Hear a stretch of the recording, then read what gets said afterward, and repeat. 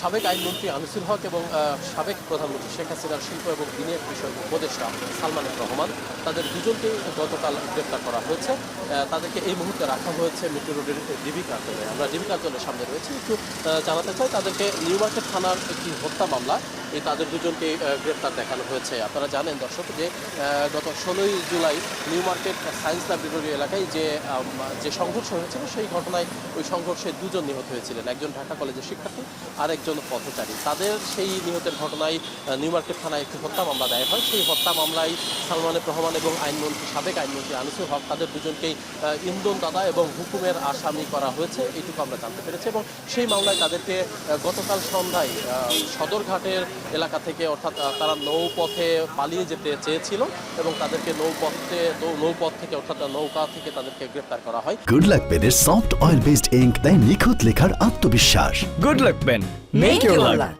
এবং তারপরেই পুলিশে পাহারা এবং বিজেপির কড়া পাহারায় তাদেরকে এই মেট্রো রোডের ডিবি কার্যালয়ে আনা হয়, এমনটি আমরা জেনেছি।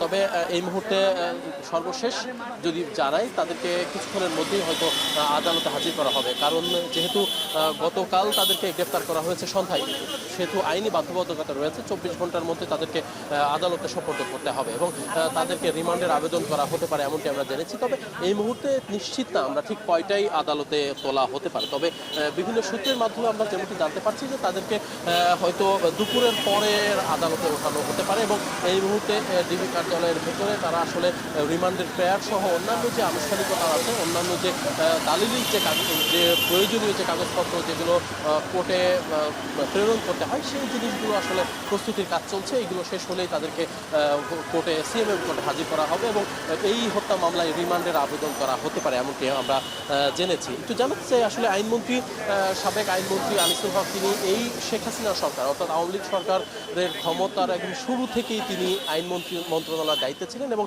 টানা 4 মেয়াদে তিনি আইনমন্ত্রী হয়ে সংসদে ছিলেন, মন্ত্রণালয়ে ছিলেন। এবং তার সময় কিন্তু 2018 সালে যে ডিজিটাল সিকিউরিটি অ্যাক্ট, অর্থাৎ যে অ্যাক্টের কারণেই মানুষের বাক স্বাধীনতা হরণ হয়েছিল বলে সাধারণ মানুষ যেমনটি বলেছিলেন এবং সাংবাদিকদের লেখার অধিকার হরণ হয়েছিল, সামান্য কোনো কিছু হলেই তাদেরকে এই ডিজিটাল সিকিউরিটি অ্যাক্টের মাধ্যমে তাদেরকে গ্রেপ্তার দেখানো হয়েছে।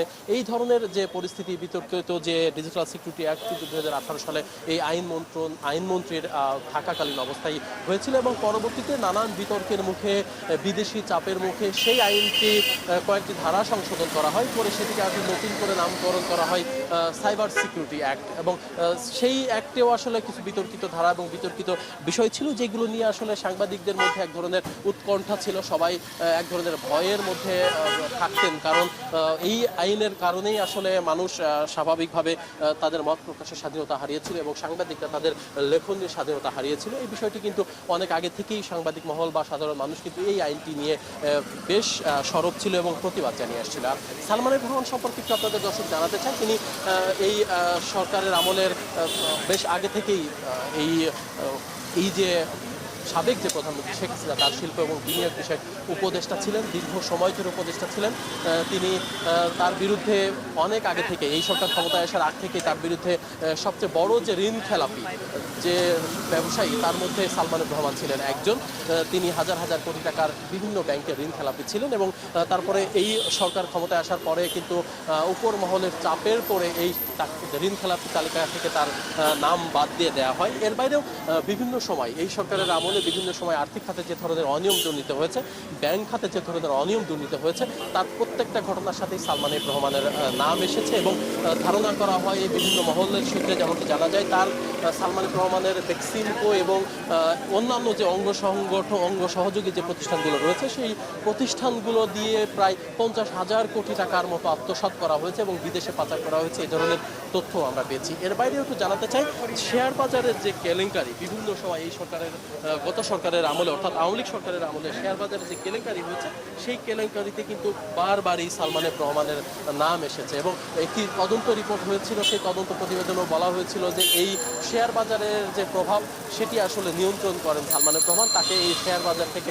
দূরে রাখার জন্য এক ধরনের নির্দেশনা চাওয়া হয়েছিল। তো সব মিলিয়ে আসলে বলা চলে এই দুজন ব্যক্তি সরকারের প্রভাবশালী দুজন ব্যক্তি, একজন মন্ত্রী টানা 4 মেয়াদের আইন মন্ত্রণালয়ের মতো গুরুত্বপূর্ণ মন্ত্রণালয় সামলেছেন, এই হেভিওয়েট একজন মন্ত্রী তাকে গ্রেপ্তার করা হয়েছে এবং সালমান এফ রহমানকে বলা হয়েছিল সর্বশেষ শেখ হাসিনা সরকারের সবচেয়ে বিশ্বস্ত এবং আস্থাভাজন এবং বিদেশি আন্তর্জাতিক সম্পর্ক এবং বিনিয়োগ, এই যে বিষয়গুলো সবকিছুই কিন্তু সালমান এফ রহমান নিশ্চিত করছিলেন এবং শেখ হাসিনা সরকারের বিদেশি সফর থেকে শুরু করে আন্তর্জাতিক মহলের সাথে যে ধরনের যোগাযোগ সবকিছুই কিন্তু সর্বশেষ দিকে এসে কিন্তু সালমান এফ রহমান নিয়ন্ত্রণ করছিলেন। এর বাইরে এবং এই সরকারের ক্ষমতা থেকে চলে যাওয়ার আগ মুহূর্তে অর্থাৎ শিক্ষার্থীদের আন্দোলনের মুখে শেখ হাসিনা সরকারের যে পতন হলো তার আগে কিছুদিন আগেই যে শিক্ষার্থীদের আন্দোলন এবং সমন্বয়কদের সাথে এক ধরনের ওবায়দুল কাদেরের এক ধরনের কথার উস্কানিতে পড়েই কিন্তু শিক্ষার্থীদের ওপর চড়াও হয় ছাত্রলীগ। তারপরে ওবায়দুল কাদেরকে নিয়ে নানান ধরনের বিতর্ক তৈরি হয়। শিক্ষার্থীদের পক্ষ থেকে ওবায়দুল কাদের এবং সাবেক স্বরাষ্ট্রমন্ত্রী আসাদুজ্জামান খান কামালকে সরিয়ে দেওয়ার এক ধরনের দাবি তোলা হয়। তারপরে কিন্তু এই যে শিক্ষার্থীদের সাথে সমন্বয় করা, শিক্ষার্থীদের সাথে বিভিন্ন সময় আলোচনায় বসা, সেই কাজটি কিন্তু করছিলেন আনিসুল হক।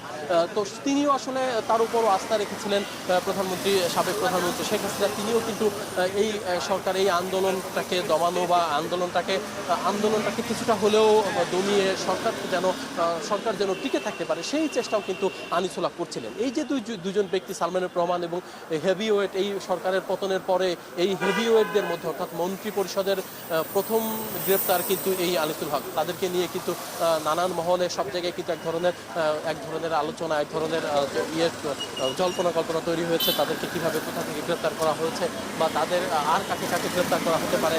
আমরা জেনেছিলাম যে সালমান এফ রহমান সহ অনেকেই সরকার পতনের আগেই তারা দেশ ছেড়ে গিয়েছিলেন, কিন্তু আমরা গতকাল যেহেতু যখন গ্রেপ্তারের খবর পেয়েছি তখন আসলে নিশ্চিত হয়ে গেছে তারা আসলে কেউই দেশ ছেড়ে পালাতে পারেননি এবং অন্যান্য যারা রয়েছে তাদেরকে ধরতেও আইন শৃঙ্খলা বাহিনীর বিভিন্ন জায়গায় তাদের অভিযান চলছে এমনটিও আমরা খবর পেয়েছি। তো ধারণা করা হচ্ছে এই মন্ত্রণালয়ের আরও বেশ কয়েকজনকে কিন্তু গ্রেপ্তার করা হতে পারে। দর্শক কিছু জানিয়ে রাখি আপনাদের, এই সাবেক আইনমন্ত্রী আনিসুল হক এবং সালমান এফ রহমান অর্থাৎ বেক্সিমকো গ্রুপের যিনি প্রতিষ্ঠাতা চেয়ারম্যান, তাদের মধ্যে একজন, তিনি তাকে গতকাল সন্ধ্যায় পুলিশ তাদেরকে সদরঘাট থেকে গ্রেপ্তার করেছে এবং পুলিশ সূত্রে আমরা যেমন জেনেছি সালমান এফ রহমান তার নিজের গাড়ি ফেলে দিয়ে অর্থাৎ বেশভূষা পরিবর্তন করে লুঙ্গি পরে তারা পালিয়ে যাওয়ার, নৌপথ দিয়ে পালিয়ে যাওয়ার, দেশ ছেড়ে যাওয়ার একটা পরিকল্পনা তারা করেছিল এবং সেই পরিকল্পনা এই পুলিশ সদস্য যারা রয়েছে অর্থাৎ গোয়েন্দারা তারা তাদের সেই পরিকল্পনা আগে থেকেই বুঝতে পারে এবং গোয়েন্দা তথ্য এবং গোপন তথ্যের ভিত্তিতে তাদেরকে অভিযান চালিয়ে সদরঘাট থেকে তাদেরকে গ্রেপ্তার করা হয় এবং গ্রেপ্তারের পরপরই তাদেরকে মিন্টু রোডের ডিবি কার্যালয়ে আনা হয়েছে। তো আমরা হয়তো আরও কিছুক্ষণ পরে হয়তো আরও বিস্তারিত জানাতে পারবো যে তাদেরকে ঠিক কখন আদালতে তোলা হতে পারে এবং ঠিক তাদের কয়দিনের রিমান্ড চাওয়া হতে পারে বা রিমান্ড চাওয়া হলে কোর্ট তাদেরকে কয়দিনের রিমান্ড দেয়। আসলে এই বিষয়গুলো আরেকটু পরে হয়তো আমরা নিশ্চিত হতে পারবো, কারণ পুলিশের পক্ষ থেকে আমরা সুনির্দিষ্ট এই মুহূর্তে কোনো তথ্য এখন পর্যন্ত পাইনি। তবে ধারণা করছি দুপুরের পরে তাদেরকে রিমান্ডের আবেদন করে আদালতে প্রেরণ করা হতে পারে।